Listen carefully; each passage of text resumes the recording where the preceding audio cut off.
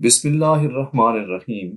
واقعہ معراج اللہ رب العزت کی قدرت کی نشانیوں میں سے ایک نشانی ہے جو چشم زدن میں بظاہر رونما ہوا، لیکن حقیقت میں اس پر کتنا وقت لگا یہ اللہ اور اس کے رسول صلی اللہ علیہ وآلہ وسلم بہتر جانتے ہیں۔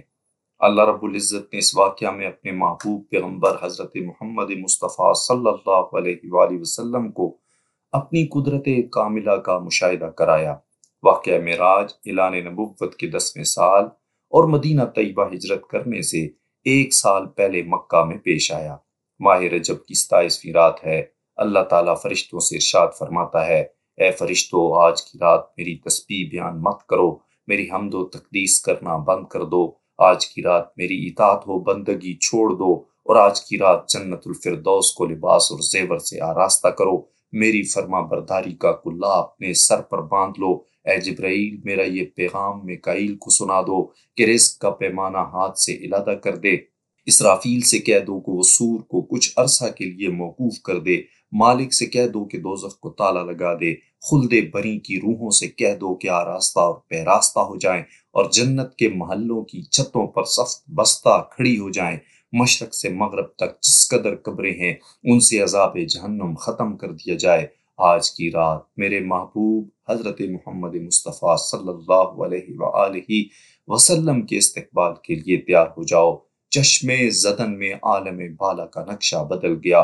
حکم ربی ہوا، اے جبرائیل اپنے ساتھ 70,000 فرشتے لے جاؤ۔ حکم الہی سن کر جبرائیل امین علیہ السلام سواری لینے جنت میں جاتے ہیں، اور آپ نے ایسی سواری کا انتخاب کیا جو آج تک کسی شہنشاہ کو بھی میسر نہ ہوئی ہوگی۔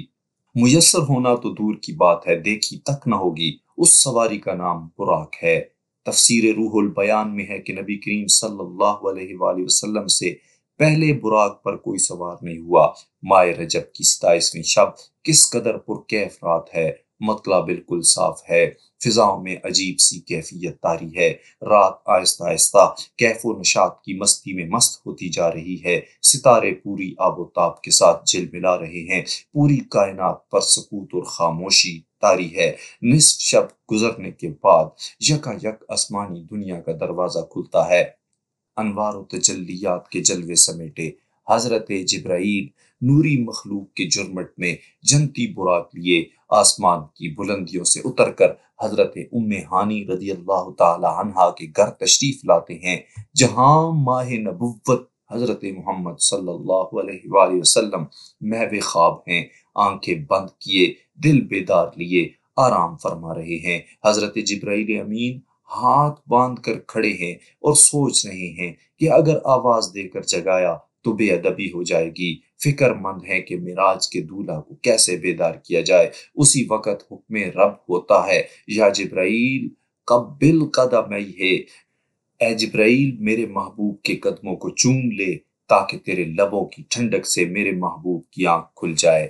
اسی دن کے واسطے میں نے تجھے کافور سے پیدا کیا تھا۔ حکم سنتے ہی حضرت جبرائیل امین علیہ السلام آگے بڑھے اور اپنے کافوری ہونٹ محبوب دو عالم حضرت محمد صلی اللہ علیہ وآلہ وسلم کے پائے ناز سے مس کر دیے۔ یہ منظر بھی کس قدر حسین ہوگا جب جبرائیل امین علیہ السلام نے فخر کائنات صلی اللہ علیہ وآلہ وسلم کے قدموں کو بوسہ دیا۔ حضرت جبرائیل امین کے ہونٹوں کی ٹھنڈک پا کر حضور صلی اللہ علیہ وآلہ وسلم بیدار ہوتے ہیں اور دریافت کرتے ہیں کہ اے جبرائیل کیسے آنا ہوا۔ عرض کرتے ہیں، یا رسول اللہ صلی اللہ علیہ وآلہ وسلم، خدائے بزرگ و برتر کی طرف سے بلاوے کا پروانہ لے کر حاضر ہوا ہوں۔ ان اللہ قد اشتاق الی لقائک یا رسول اللہ، یا رسول اللہ صلی اللہ علیہ وآلہ وسلم، اللہ تعالیٰ آپ کی ملاقات کا مشتاق ہے۔ تشریف لے چلیے۔ زمین سے لے کر آسمانوں تک ساری گزرگاہوں پر مشتاق دید کا ہجوم ہاتھ باندھ کر کھڑا ہے۔ چنانچہ آپ صلی اللہ علیہ وآلہ وسلم نے سفر کی تیاری شروع کر دی۔ اس موقع پر حضرت جبرائیل امین علیہ السلام نے آپ کے سینہ مبارک کو چاک کیا اور دل مبارک کو دھویا۔ حضور صلی اللہ علیہ وآلہ وسلم کا ارشاد گرامی ہے کہ میرے پاس ایک آنے والا آیا اور اس نے میرا سینہ چاک کرنے کے بعد میرا دل نکالا، پھر میرا دل نکالا اور پھر میرے پاس سونے کا ایک تشت لایا گیا جو ایمان و حکمت سے لبریز تھا، اس کے بعد میرے دل کو دھویا گیا، پھر وہ ایمان و حکمت سے لبریز ہو گیا۔ اس قلب کو سینہ اقدس میں اس کی جگہ پر رکھ دیا گیا۔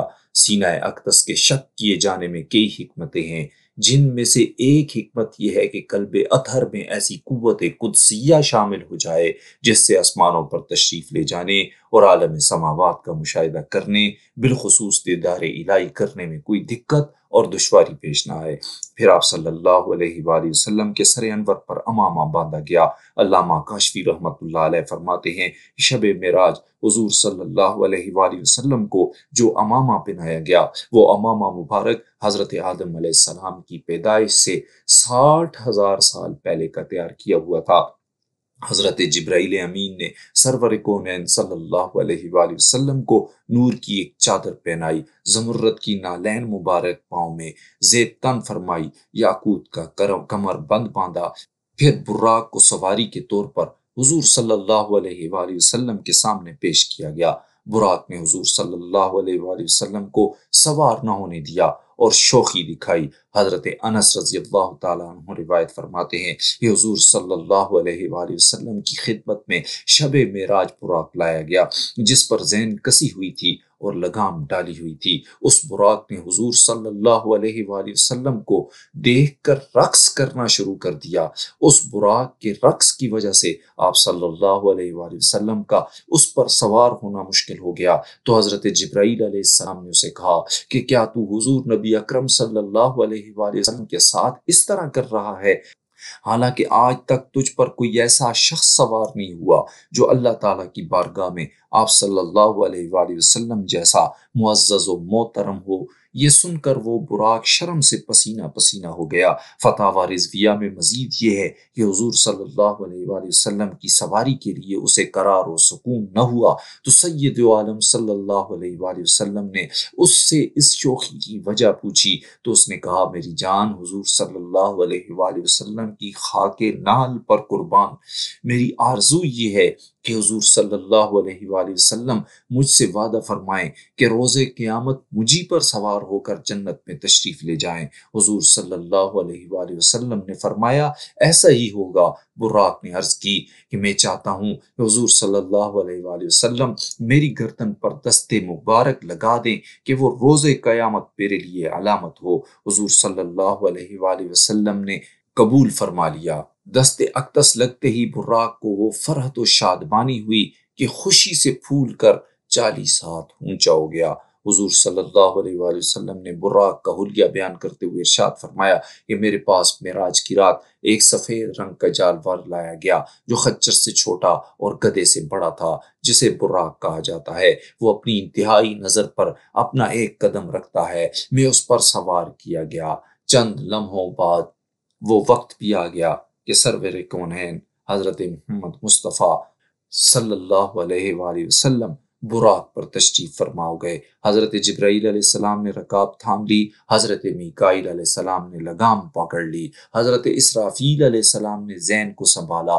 حضرت امام کاشفی رحمۃ اللہ علیہ فرماتے ہیں کہ معراج کی رات 80,000 فرشتے حضور علیہ الصلوۃ والسلام کے دائیں طرف اور 80,000 بائیں طرف تھے۔ فضا فرشتوں کے درود و سلام کی صداؤں سے گونج اٹھی اور آقا نامدار صلی اللہ علیہ وآلہ وسلم درود و سلام کی گونج میں سفر معراج کا آغاز فرماتے ہیں۔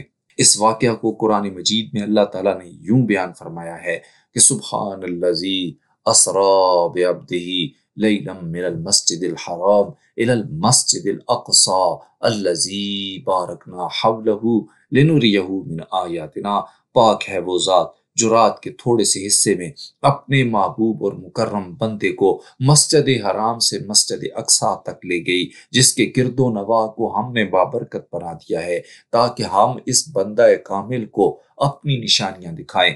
آپ صلی اللہ علیہ وآلہ وسلم نہایت شان و شوکت سے ملائکہ کے جلوس میں مسجد حرام سے مسجد اقصی کی طرف روانہ ہوتے ہیں۔ یہ گھڑی کس قدر دل نواز تھی کہ جب مکان سے لا مکان تک نور ہی نور پھیلا ہوا تھا، سواری بھی نور تو سوار بھی نور، باراتی بھی نور تو دولہا بھی نور، میزبان بھی نور تو مہمان بھی نور۔ نوریوں کی یہ نوری بارات فلک بوز پہاڑوں، بے آب و گیا ریگستانوں، گھنے جنگلوں، چٹیل میدانوں، سرسبز و شاداب وادیوں، پر خطر ویرانوں پر سے سفر کرتی ہوئی وادی بدخواہ میں پہنچی، جہاں کھجور کے بے شمار درخت ہیں۔ حضرت جبرائیل امین علیہ السلام عرض کرتے ہیں کہ حضور، یہاں اتر کر 2 رکعت نفل ادا کیجئے۔ یا آپ صلی اللہ علیہ وآلہ وسلم کی ہجرت گاہ مدینہ طیبہ ہے۔ نفل کی ادائیگی کے بعد پھر سفر شروع ہوتا ہے۔ راستے میں ایک سرخ ٹیلا آتا ہے جہاں حضرت موسیٰ علیہ السلام کی قبر ہے۔ حضور صلی اللہ علیہ وآلہ وسلم ارشاد فرماتے ہیں کہ معراج کی رات میں سرخ ٹیلے سے گزرا تو میں نے دیکھا کہ وہاں موسیٰ علیہ السلام کی قبر ہے اور وہ اپنی قبر میں کھڑے ہو کر نماز پڑھ رہے ہیں۔ پھر دیکھتے ہی دیکھتے بیت المقدس بھی آ گیا، جہاں قدسیوں کا جمع غفیر سلامی کے لیے موجود ہے، حور و غلماں خوش آمدید کہنے کے لیے، اور تقریباً 1,24,000 انبیاء اور مرسلین استقبال کے لیے بے چین اور بے قرار کھڑے تھے۔ حضور صلی اللہ علیہ وآلہ وسلم اس مقام پر تشریف فرما ہوئے جسے باب محمد کہا جاتا ہے۔ حضرت جبرائیل علیہ السلام ایک پتھر کے پاس آئے جو اس جگہ موجود تھا۔ حضرت جبرائیل علیہ السلام نے اس پتھر میں اپنی انگلی مار کر اس میں سوراخ کر دیا اور براق کو اس پہ باندھ دیا۔ آفتاب نبوت صلی اللہ علیہ وآلہ وسلم مسجد اقصی میں داخل ہوتے ہیں۔ سینے حرم سے فلک تک نور ہی نور چھایا ہوا ہے، ستارے ماند پڑ چکے ہیں، قدسی سلامی دے رہے ہیں، حضرت جبرائیل امین آذان دے رہے ہیں، تمام انبیاء اور رسل صف در صف کھڑے ہو رہے ہیں۔ جب صفیں بن چکی تو امام الانبیاء فخر دو جہاں حضرت محمد مصطفیٰ صلی اللہ علیہ وآلہ وسلم امامت فرمانے کے لیے تشریف لاتے ہیں۔ تمام انبیاء اور رسل امام الانبیاء کی اقتداء میں 2 رکعت نماز ادا کر کے اپنی نیاز مندی کا اعلان کرتے ہیں۔ ملائکہ اور انبیاء کرام سب سر تسلیم خم کیے ہوئے کھڑے ہیں۔ بیت المقدس نے آج تک ایسا دل نواز منظر اور روح پرور سما نہیں دیکھا ہوگا۔